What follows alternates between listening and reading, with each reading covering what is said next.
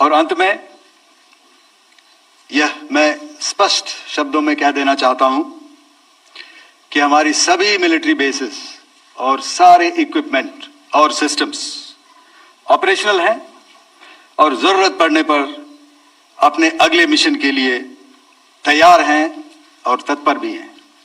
और क्या संदेश दिया जा रहा है, तो मैं बस आपको रामचरितमानस की एक कुछ पंक्ति याद दिलाऊंगा, आप समझ जाएंगे। तो याद कीजिए वो पंक्ति जो है,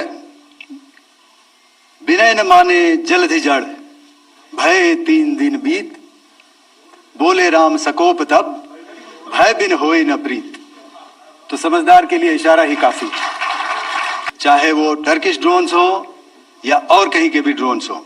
हमारे काउंटर यूएस सिस्टम्स, हमारे ट्रेन्ड एयर डिफेंस ऑपरेटर्स पूरी तरह सक्षम हैं और हमारी देश की जो इंडिजिनस कैपेबिलिटी है काउंटर यूएस के लिए, उसने दिखा दिया है कि चाहे किसी भी तरह की टेक्नोलॉजी आ जाए, हम उसको काउंटर करने के लिए तैयार हैं। और मुझे बोलने की ज्यादा जरूरत नहीं है, आपने खुद ही अपनी आंखों से देखा है हमने इनका क्या हश्र किया है।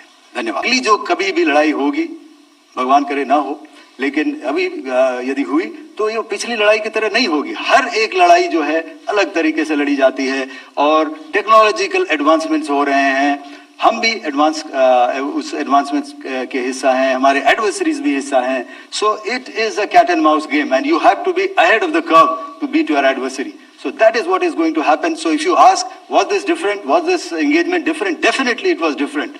And a lot of new aspects have come out, but we were prepared for it, we were trained for it, and we were equipped for it. That is the only aspect that I can share with you at this time. Thank you.